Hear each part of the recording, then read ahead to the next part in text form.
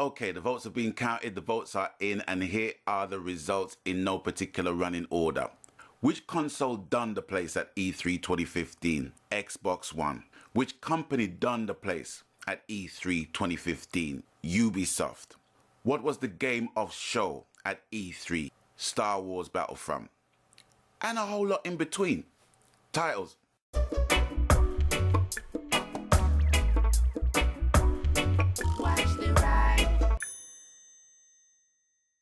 Greetings one and all, this is Rhythmworks and welcome to my channel with some more Battlefield 4 action. This time around is Rush alongside my brethren Alberto98, one of our youngest squad members, an absolute killing machine. That brother leaves carnage wherever he goes, man. He leaves carnage in his wake, a mass murderer of epic biblical proportions, man. Always a pleasure to play amongst. I wouldn't like to be on the other end of the gun nozzle with him, man. He's a killing machine. Killing machine, killing machine. Anyway, moving on swiftly. Now, been catching up with everything that is E3, namely the Bethesda press conference, the Microsoft press conference, Ubisoft press conference, EA's press conference, and Sony's press conference. And these are my findings. There's a whole lot to go through. I'm going to try to go through them as swiftly as I can. Now, first of all, Xbox One. The reason why I think Microsoft won it in the console stakes, simply because of backwards compatibility. Simple as, you know. And because of the fact that Sony hadn't even gone anywhere near that, basically proves that they really want to push out PlayStation now. And we're at an age now where streaming is in, but it all depends on what you want to stream. Now, people can get into the whole Netflix thing and what have you. I get that, but where games are concerned, nah, I can't be subscribed to a streaming service that's going to be streaming games I've already got on my PS3, and I can't play my PS3 games on my PS4. You know, would have won me over with that shit if it was a PS4 thing, but it's an Xbox One thing. And I think, you know, for the most part, I think Xbox are learning from their mistakes, and there's nothing wrong from that, you know. As with any game, you know, fighters get knocked down, but champions get up, as they say in Fight Night Champion. And I think with Xbox One making their consoles backwards compatible, masterstroke. Well, it wasn't even a masterstroke. It was like, you know, a matter of course that had to happen. You know what I mean? Sooner or later, to win back more fans of the console. Anyway, checking out Bethesda's press conference, I think the main talking point was Fallout 4. Now, I'm not really a huge fan of Fallout 4. I think the last time I ever played any iteration from Fallout was at my ex-manager's house in California on her son's machine, and yeah, it was alright. You know, wasn't really too hyped up about it, but you know, it was nice to play, you know, but it's not really a game that is going to take any money out of my wallet. I'm sorry, but you know, who knows, I might be swayed. A game that I took a lot of interest in was For Honor, which was a melee game which consists of Vikings, samurais and knights, which I found very interesting, one to look out for. But getting into the meat of the E3 experience was definitely the Ubisoft press conference. Tom Clancy basically wiped the floor in terms of the games that was on offer from that stable. For example, The Division showed footage of the Dark Zone, which was impressive. With a release date, March the 8th, 2016. Very pleased about that. Also, watching that amazing trailer with Angela Bassett, man. Talking about how still got her groove back. It never even left. So Ubisoft has done a Kevin Spacey, where they got Angela Bassett, one of the great character actresses of our time, to portray Six. And it was a very good addition to the franchise. Very exciting to watch. No doubt will be very exciting to play. Looking very forward to it. Playing the beta on September the 24th this year. Let me see what else. They had an arcade game, Trackmania Turbo, which is interesting, you know. Not bad. As racing games go, I'm more into the arcade thing with racers, as you know. And to close, they had Ghost Recon Wildlands, which looked pretty interesting as a third-person shooter. Didn't look too bad. EA, well, the main talking point was Star Wars Battlefront. What can I tell you? You know, they showed some multiplayer action, looked very interesting, looked very good. Lot going on. That will definitely be a game that people are going to definitely pick up on and play the hell out of, no doubt. You can play solo and co-op in that. Anyway, moving on. Sony. Now, I have to say that I found Sony's presentation somewhat underwhelming. It was the most underwhelming presentation I've seen from Sony in quite a while. First of all, Last Guardian, a game that features a boy and a creature that is a cross between a hyena and a chicken. Took 9 years for it to basically be released, and there was whoops of excitement from the crowd. For me, it was like, huh? Don't get me wrong, it looked charming. Game looked charming, but is that gonna force £50 out of my pocket? I don't think so.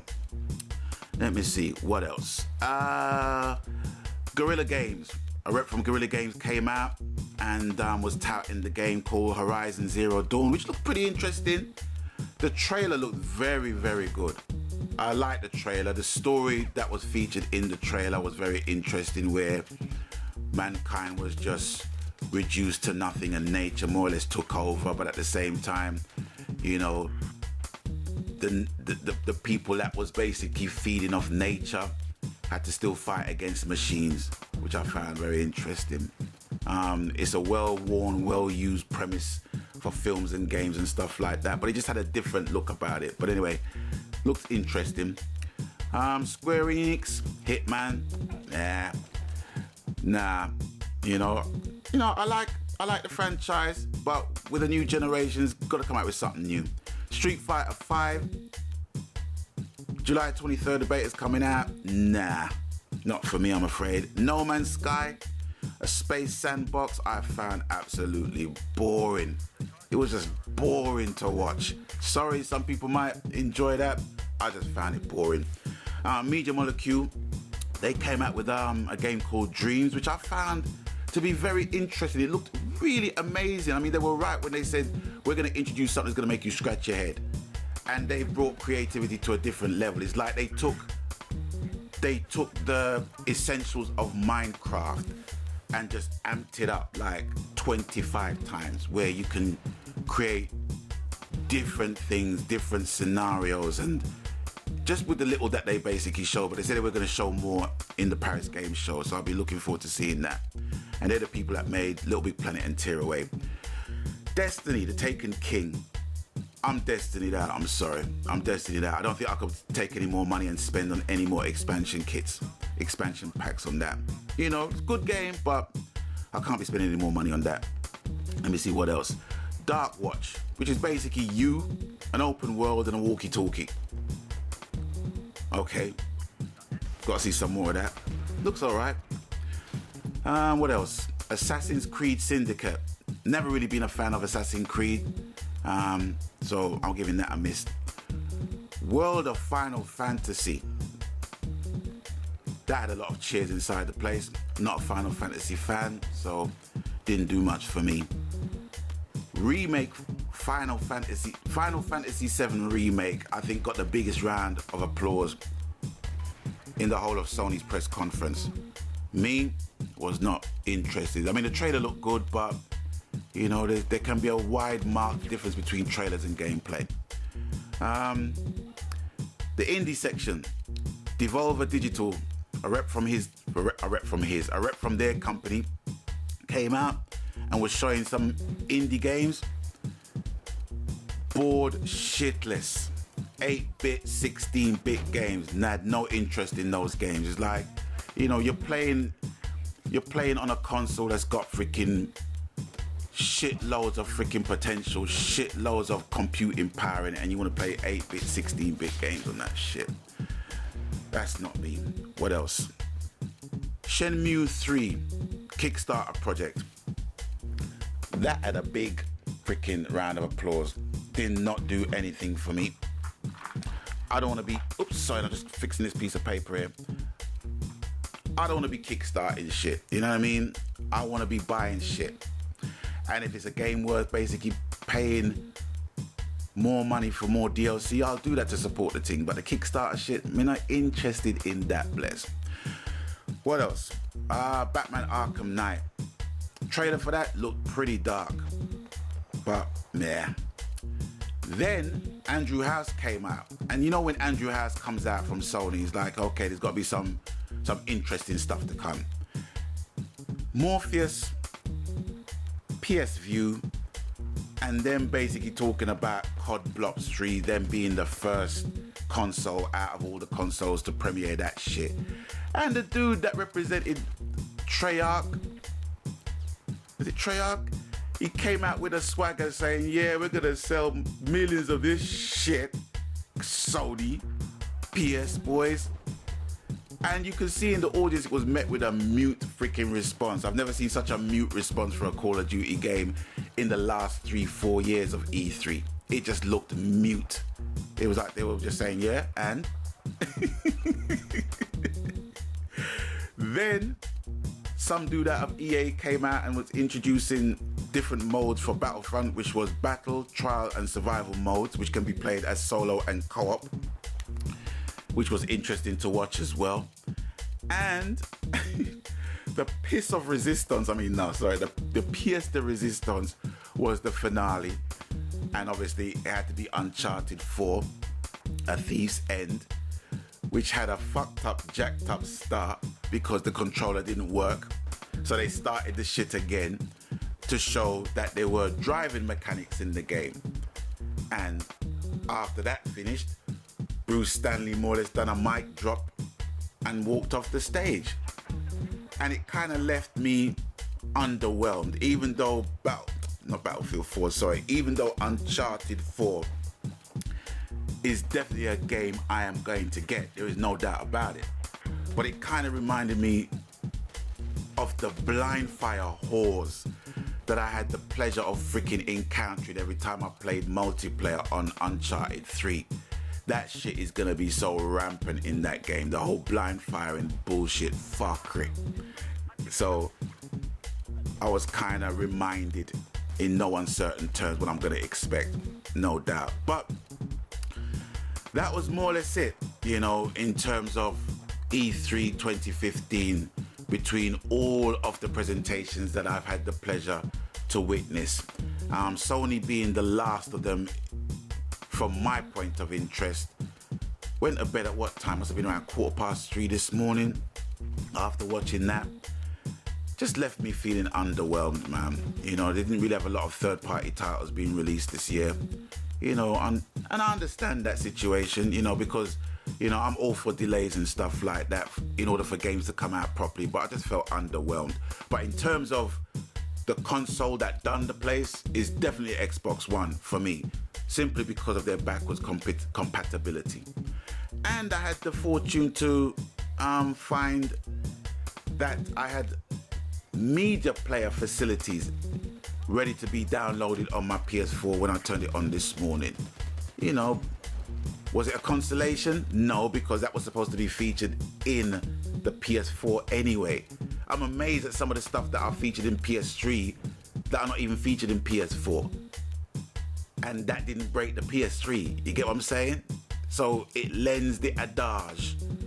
If it ain't broke, why the bumper clock you want to fix it? You know what I mean? Anyway, yeah. So for me, what am I looking forward to? I'm just looking forward to what Ubisoft is bringing out. Looking forward to Star Wars Battlefront. Looking forward to Uncharted 4, obviously. Let's see. What else? Just consulting my paperwork here. Yeah, The Division, man. Jeez.